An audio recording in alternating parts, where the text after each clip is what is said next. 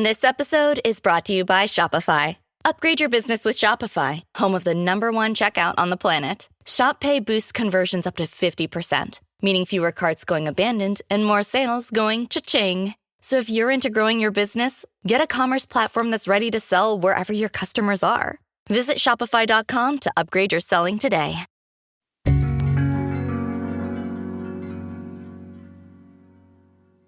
Hey there, it's Meredith, and I am here with Andy Tagle, host of NPR's Dear Life Kit podcast. Hey there, Andy. Hey, Meredith. It's so good to see you again. We worked together a few years ago on a great episode about how to give advice, and you guys are so good at just helping people figure out how to do everything.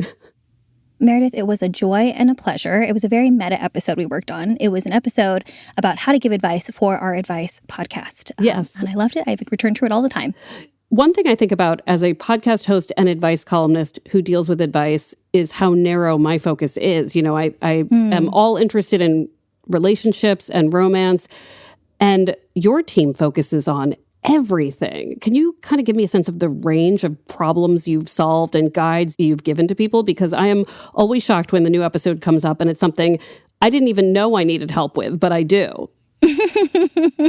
Thank you, Meredith. That's really kind. Yeah, I mean, Life Kit covers everything from parenting to friendship to finances.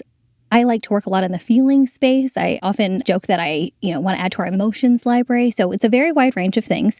The show we're working on right now specifically, Dear Life Kit, is the NPR take on an advice column for your ears. And obviously we have some very good, very talented company in that regard. Each episode, we take an anonymous listener question on anything, often the juiciest and most complicated questions in the pile, of course. And we match the topic of that question to an expert. So, for example, we had a multi-layered question about wedding etiquette. So we invited longtime advice columnist and author Catherine Newman, maybe you know her, to talk about that. We had another listener whose parents ran a background check on their boyfriend.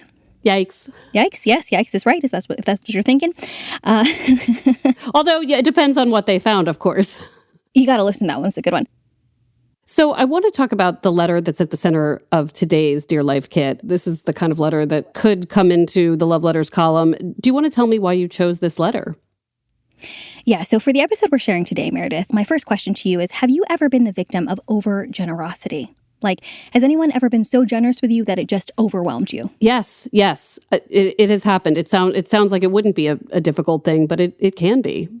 I think why we were really fascinated by this letter was because it's such a good problem to have. The listener kind of starts the letter saying, look, I know that I shouldn't be complaining. I know like having someone who's giving you too much, someone who's being really nice to you is a weird problem, and yet, but still. And so a lot of Dear Life Kit lives in that and yet, but still, those complicated, thorny, not one easy answer issues. So I'm really excited to share it with you. And I hope that your listeners, knowing that this season is about money issues and money and intimacy and money and relationships, can also relate to this. Well, I hope everybody enjoys it too. And thank you so much for sharing it with us. Oh, my pleasure.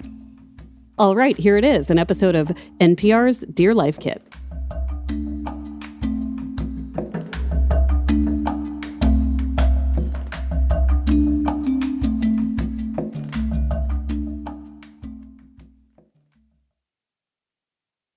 Today on the show, whenever my boyfriend's parents are around, they pay for everything. I probably shouldn't complain, but it's just too much. Dear Life Kit. Dear Life Kit. Dear Life Kit. Dear Life Kit, I have a question for you. This is Dear Life Kit from NPR. How can I become a better caretaker? How do I deal with my parents' unrealistic expectations? And we're getting personal. I'm catching feelings for someone, but they're married. I'm your host, Andy Tagle. Every episode, we answer one of your most pressing and intimate anonymous questions with expert advice. I definitely, reading this letter, felt like, oh, I kind of know what that feels like. That's today's expert, Maya Lau. Maya is the creator, host, and executive producer of Other People's Pockets, a podcast asking people from all walks of life to get radically transparent about their personal finances. So it's safe to say Maya is not afraid to dig deep for today's question about the limits of accepting generosity. Okay, so today's question involves other people's parents footing the bill, as you know. I know you talk about money all day long, and you're all about radical transparency. So I'm curious, is there any shade of money talk, money conversation that still makes you squirm? Yeah. When I ask for a raise or redo like my rate that I'm charging someone or anything like that, like that is something that I have so many different feelings about. And there's like caveats. And I was actually just talking to somebody about this yesterday, and they were like, wait a second, don't you have a podcast about money and like you're so comfortable talking about money? And I was like, yeah, but like when it's my money and it's my worth, it's like, wait, back at, I have all the same things everyone else does. So yeah, I definitely have a lot of limiting beliefs that stand in the way of me getting what I want. Yeah. And I'm excited to get into it. Are you ready for your question? Yeah, totally. Okay, let's do it. Dear Life Kit, let me start off by saying that I love my boyfriend's parents. They're the kind of people you meet and think, there's no way they're like this all the time. Except they are. They actually wake up every day at 4:30 a.m. so they can spend time together, drinking coffee and gardening before they leave for work. They're kind, passionate, generous people, and they've treated me like family since day one. I know many people will think it's ridiculous to have any complaints about my situation, but here it is. They're way too nice. We live in different states, and when they come to visit, they stay for a week or two at a time, and they pay for everything. Literally everything. Anything we do, anywhere we go, anything I even think about buying, they somehow sense it and beat me to it. They once found my shopping list while I was out, and they did my shopping for me. They picked up everything, from the groceries right down to the very personal items I would have really preferred they left alone. I'm deeply uncomfortable with it, but I have no idea how to politely say, I'm a real adult with a real adult job, and I would like to buy my own sandwich at lunch today. My boyfriend fundamentally doesn't understand where I'm coming from, so there isn't any help there. He says things like, your parents buy us stuff too. Sure, they send gifts on holidays, they might pick up the tab at dinner, but this feels very different. So my question is, am I crazy to complain? And if not, what can I do? Signed, no more free lunch. Okay. Maya, I want to answer that last question first because I can immediately hear the groans of listeners. Poor you. People in your life want to buy you everything. What a pain. What a sad story. And I agree that this person has a very good problem here. So right off the bat, do you think our friend free lunch is allowed or, justified in complaining? Yeah, totally. I have so many thoughts and feelings about this. First of all, I have questions, which I know that I will not get the answer to these, but I want to say them as maybe way to respond to this person, to maybe think through some of them, and that might help them a little bit. First, is there any kind of class difference between you and your boyfriend's parents or your boyfriend's family? Is there a feeling of difference, of feeling uncomfortable, of proving something? And also, is there a cultural difference? Are they from a different country than you are, or just a different culture? I also want to know, how long have you been dating your boyfriend? Important question, yes. You mention your own parents and they pick up the tab at dinner, which somehow makes me think they're not long distance, like that you see them more often. And that will tie into something else I have to say about the long distance, like they come in from out of state and stay with you for 2 weeks, which in my book is a really long period of time to have house guests. I don't know how much space they have, if it really feels like there's enough space for everyone. So there might be an element of like, the parents are like, look, we're saving all this money on a hotel. Right, like compensation and the imposition of it, like and trying to, right. The least we can do is pay for everything, because all of that is still less than what we'd have to pay for on lodging. And maybe they don't want to be a burden, and they feel like, we're with you for 1 or 2 weeks. It's like kind of a lot. So we just want to be like totally out of your hair, and like we've covered everything. Like there might be some of that going on. Now, does that mean you can't say anything? No. Like I think you do need to have a real discussion with them, and with your boyfriend present and like super chill in some way, maybe before they visit. Let's get into that. Let's pause there. Let's talk about the boyfriend. Oh. Because what is going on there? Let's talk about his role in all of this. I mean, he might not fully Yes. understand the point of view, it seems like, but does that mean it's Right. not his problem? Yeah, I did think it was really weird that the boyfriend's like, whatever, your parents buy us dinner sometimes too. Yeah, maybe the boyfriend's used to it. He just doesn't see it the same way.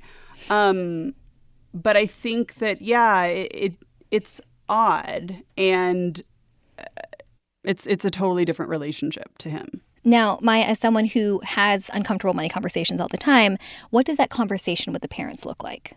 So I think that it's either a casual, if possible, conversation with the boyfriend also present and on having gotten on the same page ahead of time, or maybe it is just a conversation you have with your boyfriend and then you ask your boyfriend to have this conversation with his parents. I would come at it from the stance not of I am aggrieved and offended and infantilized, like please stop, but more like, oh my gosh, you guys are so generous. I love spending time with you, and it's really great to see you. But I want to just say, like, maybe there are certain things that we can agree on ahead of time that, if you want to cover them, you can. But beyond that, we're good. Like, you really don't have to cover it. I also want to let you know if this is really how this person feels, I just want to let you know that when you come to stay here, you are welcome here, and it is not a burden for us to have you for 2 weeks. I just want to say that in case, because that might just be something you're thinking about. I wouldn't necessarily bring up like, you found this note and you bought all these personal things and it was really offended. Like, I would just try to make it like, it makes me feel more comfortable, and like there's less of an imbalance if we agree on some of these things ahead of time. That's what I would do. And hopefully they are, if they're generous, hopefully they are also good listeners. Like they're also kind, right? Yeah. Yeah, like they're not going to be it comes from a good place, right? So like, I think it comes from a good place. I think it might come from a little bit of they either feel like a burden or they kind of get off on being like more generous than other people. But yeah. I don't think that they're bad people. Yeah. Let's go back to something else that also caught my ear. You brought it up earlier. Was Free Lunch's use of real adult. And I'm a real adult with a real job, and I would like to buy my own sandwich. So it seems pretty clear to me that this person equates money with maturity, with freedom. Yes. And having people treat you like that, as you said, can be infantilizing. So everyone's entitled to their own money feelings, their own, money insecurities. But when there's such a big mismatch between this person and the family that they're starting to blend in with, how do you deal with that if that's going to keep coming up again and again? Yeah. I mean, I guess I would just say, don't always assume that other people's attitudes towards money are the same as your own. So the fact that somebody wants to cover something for you does not mean that they are trying to assert that they are more adult than you and you are just some small child. Right. It doesn't necessarily mean that, but if you feel that way, like that is an okay way to feel, but it is not a universal truth. So that's all I would say is like to try to like interrogate, like how do you know that that's true? Right. So some of the awareness that like those values are very deeply ingrained and that not everyone shares them. So you need to take a beat here. Yeah.